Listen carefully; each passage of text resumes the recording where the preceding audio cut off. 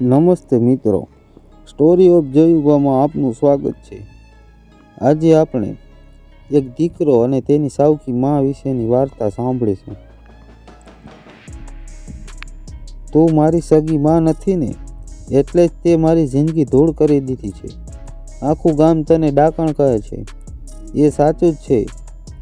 તારો આપેલો આ જખમ હું મરતા દમ સુધી નહીં ભૂલું। ચોમાસાની સાંજે ગામની બજારમાં 20 વર્ષનો અર્જુન પોતાની સાવકી મા યશોદાબેન સામે આંગળી ચીંધીને જોર જોરથી રાડો પાડી રહ્યો હતો। બધા લોકો તમાશો જોતા ઊભા હતા। યશોદાબેનનું માથું ફાટી ગયું હતું। તેમના કપાળમાંથી લોહી વહીને વરસાદના પાણી સાથે જમીન પર પડતું હતું, પણ તેમની આંખોમાં દીકરા માટે ગુસ્સો નહીં, માત્ર કાળજું કંપાવી દે તેવું દર્દ હતું। અર્જુને ગુસ્સામાં આવીને યશોદાબેનને એવો ધક્કો માર્યો કે તે કાદવમાં જઈને પડ્યા। આખરે એક દીકરો પોતાની મા પર આટલી નફરત કેમ કરી રહ્યો હતો?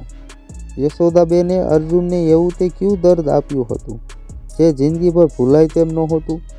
ચાલો જોઈએ આ વાર્તાની શરૂઆત ક્યાંથી થઈ હતી। આજથી 12 વર્ષ પહેલાંની આ વાત છે। ગોધરા નજીકના એક નાનકડા ગામમાં મનસુખભાઈ પોતાના 8 વર્ષના દીકરા સાથે રહેતા હતા। અર્જુન જ્યારે નાનો હતો ત્યારે જ તેની મા કંચન એક ગંભીર બીમારીમાં ગુજરી ગઈ હતી। મનસુખભાઈ ખેતીનું કામ કરતા અને દીકરાને એકલા હાથે સાચવતા, પણ ઘરના કામ અને ખેતીની વચ્ચે અર્જુન સાવ એકલો પડી જતો। નાનો અર્જુન ઘણીવાર રાત્રે મા વગર રડતો રડતો સૂઈ જતો। દીકરાની આ હાલત જોઈને મનસુખભાઈએ સગા વહાલાઓના કહેવાથી બીજા લગ્ન કરવાનું નક્કી કર્યું। ઘરમાં નવી મા તરીકે યશોદાબેન આવ્યા। યશોદાબેન સ્વભાવે બહુ શાંત અને ભલા સ્ત્રી હતા, પણ ગામના લોકો અને પાડોશીઓએ અર્જુનના મગજમાં પહેલેથી જ ઝેર ઘોળવાનું શરૂ કરી દીધું। શેરીના કાકી અર્જુનને એકલામાં બોલાવીને કહેતા, જોજે હો બેટા, એ તો તારી સાવકી માં છે, એ તને ક્યારેય પ્રેમ નહીં કરે, એ તારા બાપના પૈસા પડાવી લેવા આવી છે। આ વાતો સાંભળીને અર્જુનના મનમાં સાવકી માં પ્રત્યે નફરતની દિવાલ ચણાઈ ગઈ હતી। યશોદાબેને ઘરમાં આવતાની સાથે જ અર્જુનને પોતાનો સગો દીકરો માની લીધો હતો। તે રોજ સવારે વહેલા ઉઠીને અર્જુન માટે ગરમા ગરમ શીરો બનાવતા, તેના કપડાં ધોતા અને એને હોશે હોશે શાળાએ મોકલતા, પણ અર્જુન ક્યારેય એમની સામે હસીને જોતો નહીં। યશોદાબેન વહાલથી તેના માથે હાથ ફેરવવા જાય તો અર્જુન એમનો હાથ ઝાટકી નાખતો અને કહેતો, મારાથી દૂર રહો, તમે મારી મા નથી। યશોદાબેન એકલા ખૂણામાં જઈને આંસુ લૂછી લેતા, પણ મનસુખભાઈને ક્યારેય ફરિયાદ ન કરતા। તેમણે મનમાં ગાંઠ વાળી લીધી હતી કે ગમે તે થાય, તે પોતાના પ્રેમથી આ દીકરાનું દિલ જીતીને જ રહેશે। પણ સમયને કંઈક બીજું જ મંજૂર હતું। અર્જુન જેમ જેમ મોટો થતો ગયો તેમ તેમ નફરત વધતી ગઈ। દિવસમાં મનસુખભાઈ ખેતરેથી પાછા આવી રહ્યા હતા ત્યારે અચાનક ટ્રેક્ટર પલટી મારી જતા તેમનું ત્યાં જ મોત થઈ ગયું। ઘરમાં કમાવાવાળો એક જ માણસ હતો, એ પણ ચાલ્યો ગયો। હવે ઘરમાં સાવકી મા યશોદાબેન અને 15 વર્ષનો અર્જુન એકલા બચ્યા। મનસુખભાઈના ગયા પછી યશોદાબેનનો અસલી ચહેરો બહાર આવ્યો। તેમણે અર્જુન સાથે એવું શું કર્યું કે અર્જુનની નફરત જ્વાળામુખી બની ગઈ? ચાલો આપણે જોઈએ। મનસુખભાઈના અચાનક જવાથી આખું ઘર વેરવિખેર થઈ ગયું। 15 વર્ષનો અર્જુન તો પિતાના શબ પાસે બેસીને ધ્રુસકે ને ધ્રુસકે રડતો હતો। તેને લાગતું હતું કે હવે દુનિયામાં એનું કોઈ નથી રહ્યું। વિધિ પતી ગયા પછી ઘરની આર્થિક સ્થિતિ સાવ બગડી ગઈ। ઘરમાં અનાજનો એક દાણો પણ નહોતો બચ્યો।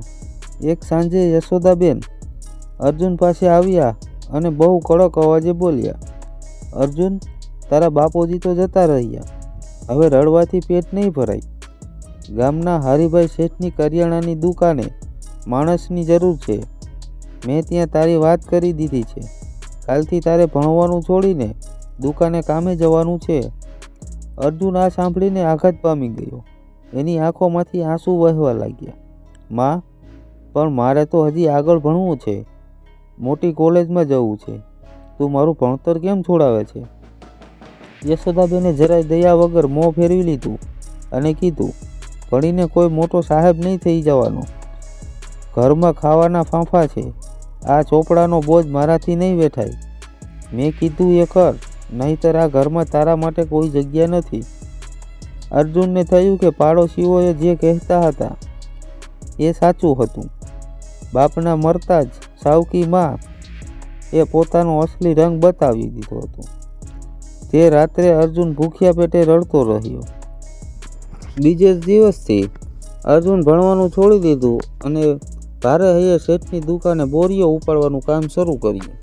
આખા ગામમાં વાતો થવા લાગી ગઈ. યશોદાબેને મનસુખભાઈના મરતા છોકરાને મજૂરે ધકેલી દીધો. કેવી રાક્ષસ જેવી માં છે. વર્ષો વીતતા ગયા. અર્જુન હવે 20 વર્ષનો જુવાન થઈ ગયો હતો. દિવસ રાત કાળી મજૂરી કરીને તે જે તે પણ પૈસા લાવતો તે યશોદાબેનને સીધા એમના હાથમાં લઈ દેતા અને પોતાના કબાટમાં લોક કરી દેતા. અર્જુનને પોતાના ખિસ્સામાં ખર્ચ માટે પણ 1 રૂપિયો નહોતો મળતો. યશોદાબેન પોતે બજારમાંથી મોંઘી સાડીઓ લાવતા અને સારું સારું ખાતા, પણ અર્જુનને હંમેશા સૂકી રોટલી અને ડુંગળી મળતી. એક દિવસ અર્જુને જોયું કે યશોદાબેન કબાટમાંથી સોનાના દાગીના જે તેની સગી માં કંચનના હતા તે કાઢીને પ્લાસ્ટિકની થેલીમાં મૂકતા હતા. અર્જુને પૂછ્યું, આ મારી સગી માના દાગીના છે, તમે એને ક્યાં લઈ જાઓ છો? યશોદાબેને જવાબ આપ્યો, તારી માં તો ક્યારની મરી ગઈ. આ દાગીના પર હવે મારો હક છે. હું આ વેચવા જાઉં છું. તારે વચમાં બોલવાની કોઈ જરૂર નથી. અર્જુનનું લોહી ઉકળી ગયું. એની સગી માની છેલ્લી નિશાની પણ આ સાવકીમાં વેચી દેવા માંગતી હતી. તે જ સાંજે ચોમાસાના ધોધમાર વરસાદમાં અર્જુને યશોદાબેનને બજારની વચ્ચે દાગીના વેચવા જતા પકડી લીધા. વર્ષોની છુપાયેલો ગુસ્સો જ્વાળામુખી બનીને ફાટ્યો અને એણે આખા બજારની વચ્ચે યશોદાબેનને ધક્કો મારી દીધો. પણ આ લડાઈ અહીં પૂરી નહોતી થઈ. યશોદાબેન કાદવમાંથી ઊભા થયા અને અર્જુનની સામે જોયા વગર સીધા સોનીની દુકાન તરફ ચાલવા લાગ્યા. આખરે યશોદાબેન એ દાગીના વેચીને શું કરવા માંગતા હતા?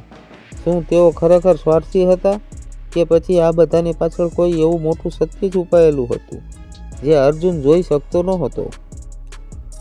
યશોદાબેન કાદવમાંથી ખરાબ કપડે સોનીની દુકાનમાં ગયા અને કંચનના સોનાના દાગીના વેચીને મોટી રકમ લઈને બહાર આવ્યા. અર્જુન બજારની વચ્ચે ઊભો બધું જોઈ રહ્યો હતો. એની આંખોમાંથી ગુસ્સાના અને લાચારીના આંસુ વહી રહ્યા હતા. એણે મનોમન નક્કી કરી લીધું કે હવે ગમે તે થાય તે આ ઘર છોડી દેશે. આવી રાક્ષસ જેવી સાવકી માં સાથે 1 મિનિટ પણ રહેવું એના માટે નરક સમાન હતું. તે રાત્રે વરસાદ હજુ પણ ચાલુ હતો. અર્જુન ઘરમાં આવ્યો ત્યારે યશોદાબેન રસોડામાં ચૂપચાપ બેઠા હતા. અર્જુન સીધો પોતાના રૂમમાં ગયો અને એક જૂની થેલીમાં પોતાના 2-4 જોડી કપડાં ભરવા લાગ્યો. એણે વિચાર્યું કે સવારે સૂરજ ઉગતાની સાથે જ તે આ ગામ અને આ ઘર કાયમ માટે છોડીને શહેરમાં ચાલ્યો જશે. ત્યાં તે મહેનત કરીને ગમે તેમ જીવી લેશે. કપડાં ભરી લીધા પછી અર્જુનને યાદ આવ્યું કે તેના પિતા મનસુખભાઈનો એક જૂનો ફોટો મોટા કબાટમાં રાખેલો હતો. તે એ ફોટો પોતાની સાથે લઈ જવા માંગતો હતો. યશોદાબેન અત્યારે રૂમમાં નહોતા એટલે અર્જુન કબાટ પાસે ગયો. કબાટનો દરવાજો ખોલતા જ એની નજર પેલા ગુપ્ત ખાના પર પડી જ્યાં યશોદાબેન હંમેશા લોક મારીને રાખતા હતા.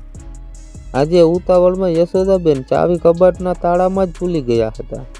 અર્જુનને તેમાં શું છુપાવીને રાખ્યું છે તે જોવા માટે ઉતાવળ થવા લાગ્યો.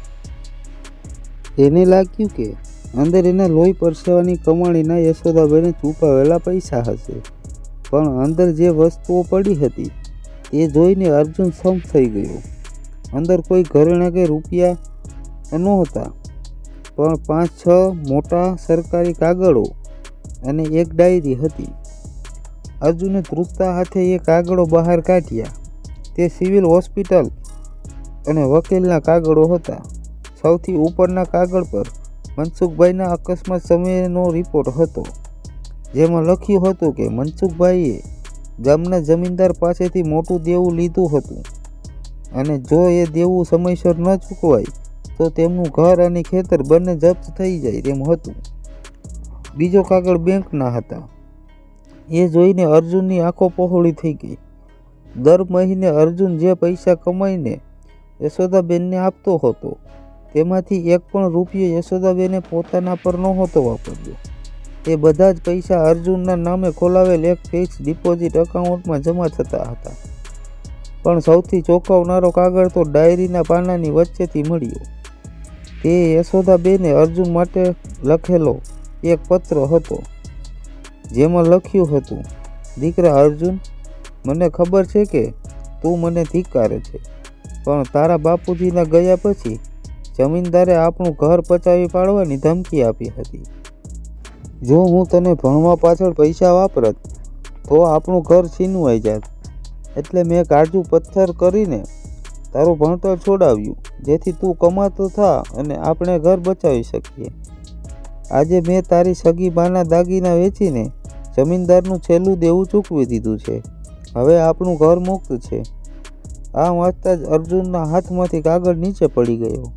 તેના પગ ધ્રુજવા લાગ્યા. જે માને તે આખી જિંદગી રાક્ષસ સમજતો હતો, એ તો એની જિંદગી બચાવવા માટે આખા ગામની ગાળો ખાતી હતી. પણ હજુ એક બહુ મોટું રહસ્ય એ કાગળોમાં છુપાયેલું હતું, જે વાંચીને અર્જુનના હોશ ઉડી ગયા. યશોદાબેન પોતે એક ભયાનક બીમારીથી પીડાતા હતા. અર્જુને ધ્રુજતા હાથે ડાયરીનું છેલ્લું પાનું ફેરવ્યું. ત્યાં સિવિલ હોસ્પિટલના કેન્સર વિભાગનો એક તાજો રિપોર્ટ ચોંટાડેલો હતો. એ રિપોર્ટ પર યશોદાબેનનું નામ લખેલું હતું. ડાયરીના એ પાના પર યશોદાબેને રડતા રડતા લખ્યું હતું, ડૉક્ટરો કહે છે કે મારી પાસે હવે માંડ 2-3 મહિનાનો સમય છે. મારું લીવર સાવ ખરાબ થઈ ગયું છે, પણ પ્રભુ, મને મોતનો કોઈ ડર નથી. બસ મારો અર્જુન પગભર થઈ જાય અને એના બાપુજીનું આ ઘર બચી જાય એટલે હું હસતા મોઢે વિદાય લઈશ. દીકરા અર્જુન, તારી સગી માના દાગીના વેચતી વખતે મારું કાળજું પણ કંપાતું હતું, પણ જમીનદાર આપણું ઘર છીનવી લે તો તું ક્યાં જાત? તને નફરત કરતો જોઈને હું રોજ રાત્રે એકલી રોતી, પણ મારે મજબૂત બનવું પડ્યું જેથી તું જિંદગીની લડાઈ જીતી શકે. આ વાંચીને અર્જુનના માથા પર જાણે આભ તૂટી પડ્યું. એની આંખોમાંથી આંસુની ધાર વહેવા લાગી. જે માને એણે ભર બજારે ધક્કો માર્યો, જે માને આખા ગામે ડાકણ કહીને અપમાનિત કરી, એ માં પોતાના મોતના મોં પર ઊભી રહીને પણ દીકરાનું ભવિષ્ય ચણતી હતી. અર્જુનને પોતાના પર જ સખત નફરત થવા લાગી. એણે વિચાર્યું કે એ એટલો નગુણો દીકરો છે કે પોતાની માં અસલી પ્રેમને ઓળખી જ ન શક્યો. તે થેલી ત્યાં જ છોડીને પાગલની જેમ રસોડા તરફ દોડ્યો. રસોડામાં અંધારું હતું. અર્જુને લાઇટ ચાલુ કરી તો જોયું કે યશોદાબેન જમીન પર રડી પડ્યા હતા. એમના મોંમાંથી લોહી નીકળતું હતું અને અર્જુનને બજારમાં માથા પર જે ઘા માર્યો હતો તેમાંથી હજુ પણ લોહી વહી રહ્યું હતું. માં, ઓ માં, આંખો ખોલો માં. અર્જુને યશોદાબેનનું માથું પોતાના ખોળામાં લીધું. એણે માતૃપ્રેમનો એવો અહેસાસ આ પહેલીવાર કર્યો હતો. એણે યશોદાબેનના ચહેરા પરથી લોહી અને આંસુ લૂછ્યા. મને માફ કરી દે માં, હું આંધળો હતો, હું તને સમજી ન શક્યો. પ્લીઝ માં, આંખો ખોલો. યશોદાબેને માંડ પોતાની ભારે થઈ ગયેલી આંખો ખોલી. દીકરાની આંખોમાં પોતાના માટે પ્રેમ અને પસ્તાવો જોઈને એમના સુકાઈ ગયેલા હોઠ પર હાસ્ય આવી ગયું. એમણે ધ્રુજતા હાથે અર્જુનના આંસુ લૂછ્યા અને ધીમા અવાજે બોલ્યા, ગાંડા દીકરા, તારા પર ગુસ્સો કેવો? તું તો મારો કાળજાનો કટકો છે. મેં તારા બાપુજીને વચન આપ્યું હતું કે તને ક્યારેય આંચ નહીં આવવા દઉં. અર્જુન યશોદાબેનને તેડીને તાત્કાલિક હોસ્પિટલ તરફ દોડ્યો. ધોધમાર વરસાદમાં તે રસ્તા પર ભાગતો રહ્યો. હોસ્પિટલ પહોંચતા જ ડૉક્ટરોએ યશોદાબેનને આઈસીયુમાં દાખલ કર્યા. 2 કલાક પછી ડૉક્ટર બહાર આવ્યા અને તેમનો ચહેરો બહુ ચિંતાતુર હતો. તેમણે અર્જુનને કહ્યું, અર્જુન, તારી માની હાલત બહુ નાજુક છે. જો આગામી 24 કલાકમાં મોટું ઓપરેશન નહીં થાય તો અમે એમને બચાવી નહીં શકીએ અને આ ઓપરેશન માટે 5 લાખ રૂપિયાની જરૂર પડશે. અર્જુન પાસે તો અત્યારે રૂપિયો ન હતો. બેંકમાં જે એફડી હતી એના કાગળો તો ઘરે કબાટમાં પડ્યા હતા અને રાતના સમયે બેંક પણ બંધ હતી. હવે અર્જુન આટલી મોટી રકમ ક્યાંથી લાવશે? શું યશોદાબેન દીકરાનો આ પ્રેમ જોવા માટે જીવતી બચશે? અર્જુન આઈસીયુની રૂમની કાચની બારીમાંથી અંદર જોઈ રહ્યો હતો. યશોદાબેન ઓક્સિજનના માસ્ક સાથે જિંદગીની છેલ્લી ઘડીઓ ગણી રહ્યા હતા. ડૉક્ટરે 24 કલાકનો સમય આપ્યો હતો અને રાતના 2 વાગ્યા હતા. અર્જુન પાસે બેંકમાંથી પૈસા ઉપાડવાનો કોઈ રસ્તો નહોતો. તે ઘૂંટણીએ બેસી ગયો અને પોતાના નસીબ પર રડવા લાગ્યો. પણ હવે તે હિંમત હારી જાય તેમ નહોતો. જે મા એના માટે પોતાની આખી જિંદગી હોમી દીધી, એણે બચાવવા માટે અર્જુન પોતાનો જીવ પણ આપવા તૈયાર હતો. તે તાત્કાલિક હોસ્પિટલની બહાર નીકળ્યો અને ધોધમાર વરસાદમાં સાયકલ ભગાવીને સીધો પોતાના ગામ તરફ રવાના થયો. રાત્રે 3 વાગ્યે અર્જુને ગામના સરપંચ હરિભાઈના ઘરનો દરવાજો ખખડાવ્યો. સરપંચે આંખો ચોળતા ચોળતા દરવાજો ખોલ્યો. અરે અર્જુન, આટલી અડધી રાતે આ શું હાલત કરી છે તે? અને કેમ રડે છે? અર્જુન સીધો સરપંચના પગમાં પડી ગયો. એને રડતા રડતા કબાટમાંથી લાવેલા હોસ્પિટલના રિપોર્ટ, બેંકની એફડીના કાગળો અને યશોદાબેને લખેલી ડાયરી સરપંચના હાથમાં મૂકી દીધી. અર્જુને હાંફતા હાંફતા કીધું, સરપંચ કાકા, મને બચાવી લો. મારી મા મરી રહી છે. આખું ગામ જેને ડાકણ કહેતું હતું એ તો દેવી દૂત નીકળી. એણે મારા નામે લાખો રૂપિયા બેંકમાં જમા કર્યા છે, પણ અત્યારે બેંક બંધ છે. મને પ્લીઝ 5 લાખ રૂપિયા ઉછીના આપો. મારી માનું ઓપરેશન કરવાનું છે. સવારે બેંક ખુલતા જ હું તમને વ્યાજ સાથે પૈસા પાછા આપી દઈશ. સરપંચે બત્તીના અંજવાળામાં એ ડાયરીના પાના અને બેંકના કાગળો વાંચ્યા. જેમ જેમ તે વાંચતા ગયા તેમ તેમ સરપંચની આંખો પહોળી થતી ગઈ અને તેમનું ગળું ભરાઈ આવ્યું. તેમણે પોતાની જાત પર અતિશય પસ્તાવો થવા લાગ્યો કે તેમણે પણ યશોદાબેનને હંમેશા નફરતની નજરેથી જોયા હતા. સરપંચે તરત જ ગામના બીજા 4-5 અગ્રણીઓને જગાડ્યા. અડધી રાતે ગામના ચોરે બધા ભેગા થયા. સરપંચે જ્યારે આખી સચ્ચાઈ ગામવાળાઓને સંભળાવી ત્યારે આખા ગામના લોકો નીચું માથું કરીને રડવા લાગ્યા. જે સ્ત્રીએ ગામના મહેણા ટોણા હસીને સહન કર્યા અને દીકરાનું ઘર બચાવ્યું, એ આજે હોસ્પિટલમાં મોત સામે લડી રહી હતી. સરપંચે પોતાની તિજોરીમાંથી 5 લાખ રૂપિયા રોકડા કાઢ્યા. ગામના બીજા ખેડૂતો પણ પોતાની પાસે હતા એટલા રૂપિયા લઈને દોડ્યા. જોત જોતામાં 5 લાખથી પણ વધારે રકમ ભેગી થઈ ગઈ. ગામના 10 જુવાનો અર્જુનની સાથે હોસ્પિટલ જવા માટે ગાડીઓ લઈને તૈયાર થઈ ગયા. સવારે 5 વાગ્યે અર્જુન પૈસાની બેગ લઈને હોસ્પિટલ પહોંચ્યો અને ડૉક્ટરના હાથમાં પૈસા મૂક્યા. સાહેબ, આ લો રૂપિયા, મારી માનું ઓપરેશન શરૂ કરો. ડૉક્ટરોએ તરત જ યશોદાબેનનું ઓપરેશન થિયેટરમાં લીધા. ઓપરેશન થિયેટરની બહાર અર્જુન અને આખું ગામ હાથ જોડીને ભગવાનને પ્રાર્થના કરી રહ્યું હતું. લાલ લાઇટ ચાલુ થઈ ગઈ હતી. ઓપરેશન થિયેટરની બહાર સમય જાણે થંભી ગયો હતો. 4 કલાક વીતી ગયા પણ અંદરથી કોઈ સમાચાર નહોતા આવ્યા. અર્જુન સતત આઈસીયુના દરવાજા સામે નજર લગાડીને બેઠો હતો. એના હોઠ બસ એક જ પ્રાર્થના કરતા હતા, હે ભગવાન, મારી માના શ્વાસ પાછા આપી દે. મેં એને બહુ દર્દ આપ્યું છે. મારે એ દર્દ પર વહાલનો મલમ લગાવવો છે. એની પાછળ આખું ગામ પણ હાથ જોડીને બેઠું હતું. દરેકની આંખોમાં યશોદાબેન માટે આદર અને પસ્તાવો ચોખ્ખો દેખાતો હતો. અચાનક ઓપરેશન થિયેટરની લાલ લાઇટ બંધ થઈ અને ડૉક્ટર બહાર આવ્યા. ડૉક્ટરે મોઢા પરથી માસ્ક હટાવ્યો. એમના ચહેરા પર થાક હતો પણ સાથે એક સંતોષભર્યું હાસ્ય પણ હતું. તેમણે અર્જુનના ખંભે હાથ મૂક્યો અને કહ્યું, અર્જુન, ચમત્કાર થઈ ગયો છે. ઓપરેશન સફળ રહ્યું છે. તારી માના જીવવાની ઈચ્છા એટલી મજબૂત હતી કે કટોકટીની પળોમાં પણ એમનું હૃદય ધબકતું હતું. હવે યશોદાબેન બિલકુલ ખતરાની બહાર છે. આ સાંભળતા જ અર્જુન હોસ્પિટલના વરંડામાં જ ઘૂંટણીએ બેસી પડ્યો અને જોર જોરથી રડવા લાગ્યો. પણ આ વખતે એની આંખોમાં નફરત કે લાલાચી નહોતી.